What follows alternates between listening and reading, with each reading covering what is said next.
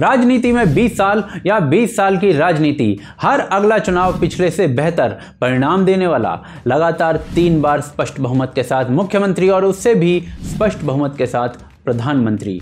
आलोचकों का कहना है कि मोदी ने देश को भूतिया बनाया हुआ है, लेकिन प्रशंसक आलोचकों को ही भूतिया कहने में पीछे नहीं हटते या नहीं झिझकते।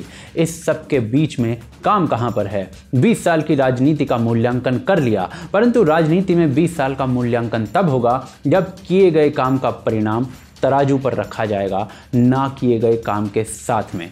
सफलता का पलड़ा भारी या विफलता का, आज करेंगे ज्ञात मोदी के 20 साल का बही खाता। बने रहिए हमारे साथ, देखते रहिए आज की ताज़ा खबर।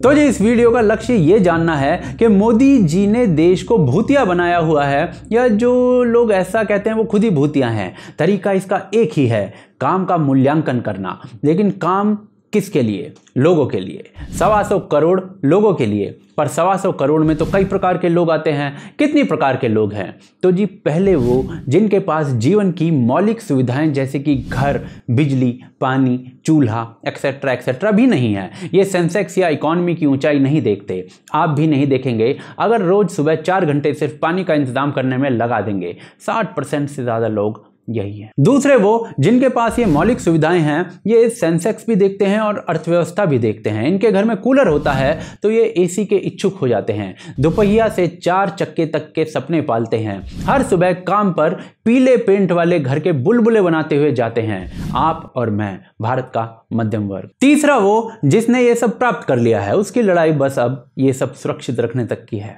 और ये सबसे छोटा ग्रुप है। हर वर्ग के लिए अलग काम होता है और सबका काम जरूरी होता है। मोदी की मुख्यमंत्री की पारी में क्या हुआ, अब वो पुरानी बात है, इतिहास है। गुजरात मॉडल पर चर्चा हुई, विकास पर चर्चा हुई और गुजरात दंगों पर भी चर्चा हुई।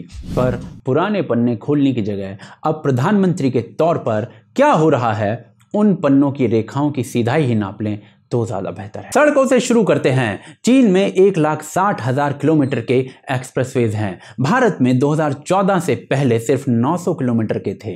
मोदी के बाद 5 साल में 2019 तक 1728 किलोमीटर के हो गए। यानी मोदी जी ने भी कोई बड़ा काम नहीं किया एक्सप्रेसवेज बनवाने में। लेकिन दूसरी पारी की अगर हम बात करें तो इस समय 25,000 किलोमीटर से ज्यादा के एक्सप्रेसवेज बन रहे हैं। लक्ष्य है 2024-25 इनको पूरा करने का। चीन से अभी भी हम काफी पीछे रहेंगे, पर शुरुआत अच्छी है। 5 साल हो गए, अकल आ गई।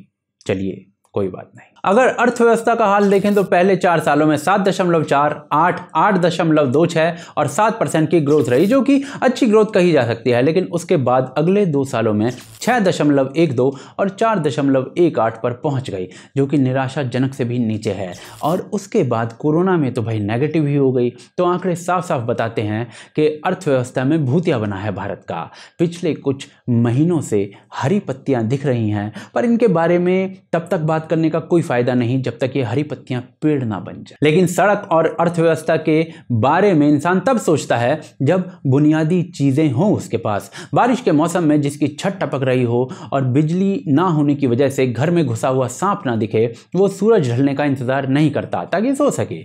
अर्थव्यवस्था किस चिड़िया का नाम है, उसे क्या ही पता होगा। अब ऐसे लोगों के लिए क्या हुआ है वो देखते हैं। तो जी 2015 में जिसकी छत टपकती थी, ऐसे 2.95 करोड़ घर चिन्हित किए गए थे। दोबारा चेक हुआ, 2.14 करोड़ घर ऐसे निकले जो पक्के नहीं थे। इनमें से 1.92 करोड़ घर सैंक्शन कर दिए गए, यानी बनने की किसी ना किसी स्टेज में है, और 1.36 करोड़ बन चुके हैं, यानी 2022 तक का इसका टारगेट है। और अब तक करीब 71% काम पूरा हुआ है। पूरी आशा है कि 2022 तक ये टारगेट हासिल किया जाएगा। अब जी घर बन गया तो खाना भी बनाना है। 1955 में देश में एलपीजी कनेक्शन बांटने की सुविधा को शुरू किया गया था। 2014 आते आते 55% लोगों के पास गैस कनेक्शन पहुंचा था। लेकिन 2019 आते आते ये 55% से 99.5% हो गया। बहुत से लोग दूसरा रिफिल नहीं करवा पा रहे होंगे, पर अभी तक समस्या ये थी कि उनके पास कनेक्शन ही नहीं है। ये काम कैसे हुआ, इसके लिए अलग से 10 मिनट का वीडियो बनाना पड़ेगा, कभी और बात करें। अब खाना बना लिया और खा भी लिया तो हिसाब भी देना है, जिसके लिए शौचालय चाहिए।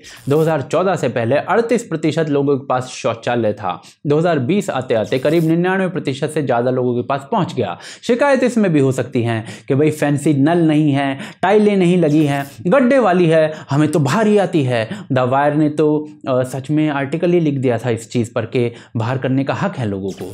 लेकिन सच ये है कि एटलीस्ट शौचालय है अब लोगों के पास। हमें महिलाओं से पूछना चाहिए कि किस परिस्थिति का सामना करती हैं वो बिना शौचालय के। अच्छा चलिए, अब आपने कर भी लिया, अब धोने का क्या? तो धोने के लिए पानी चाहिए या पीने के लिए भी पानी चाहिए। तो जी 1972 में इस देश में एक स्कीम आई, हर गांव के हर घर में नलके से पानी पहुंचाने की। 2019 तक सिर्फ 17% तक पहुंची, यानी मोदी की पहली पारी में भी कुछ काम नहीं हुआ उस पर, और उससे पहले तो क्या ही हुआ है वो पता ही है आपको। पर अब दूसरी पारी में 2021 आते आते ये आंकड़ा करीब 40% से ऊपर पहुंच चुका है और 2024 तक हर घर में पहुंचने का आसार है। अब घर में नल का कितना आवश्यक है वो जानने के लिए एक हफ्ते अपने घर में नल का प्रयोग बंद कर दीजिए, आपको 18वीं सदी का आनंद आएगा। अब चलिए, खाना पानी हो गया, शौचालय भी हो गया, अब कुछ कमाओगे तो उसे रखोगे कहां पर? बैंक में। तो जी 2014 से पहले देश में 53% वयस्कों के पास ही बैंक अकाउंट था। एक अकाउंट खुलना मंगल ग्रह के चक्कर काटने जैसा तगड़ा काम लगता था गरीबों को।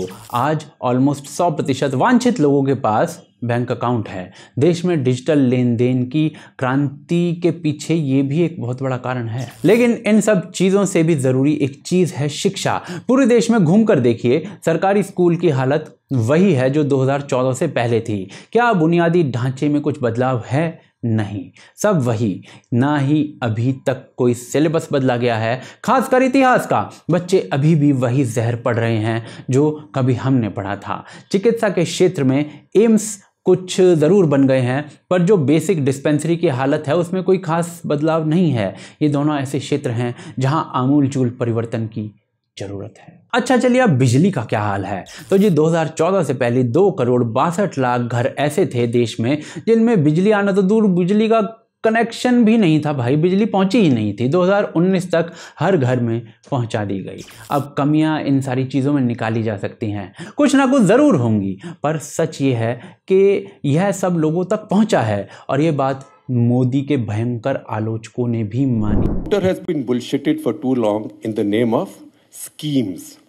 The voter in this country does not trust the Congress schemes. Forget it. Anything that happened in the past, very little got to her. Very little. This time, LPG, the house, even if you, government didn't build the house for you, you were building a house, they gave you 1.5 lakhs. One after the other. And I was looking for evidence to the contrary. And many of the people we traveled with, we're a group, we were hoping to see evidence for the contrary, but we were not finding it. We were finding gas cylinders. We would even peek inside the houses and find a gas cylinder. So you build a house, government gave you 1.5 lakh. You build a toilet, government gave you 15,000. Government didn't come and build the toilet for you. What did the government do? They used direct benefit transfer. They used something that in this city and in this 1 square kilometer periphery, everybody gets very angry about. They used the jam trinity. That is Jan Dhan account, Aadhaar, and Mudra loans. Initially, I thought Mudra loans were all rubbish, that this was all a fake. But when you, I have videos, Mr. Shobha Lal sitting 50 kilometers from Azamgarh, Dalit saying that I got 50,000 rupees Mudra loan, made this chai shop, I repay 1,300 rupees every month. If I don't repay on time, bank manager sent somebody to me. And then came back and checked the larger data. 4.81 crore people have got Mudra loans and 2.1 lakh crores have been dispersed. Now, I have to say this very honestly, that we journalists and the commentariat chose not to see it. And we, even when we see it, we compulsively try to deny it. Oh, they've got gas cylinders, but they can't afford the next cylinder.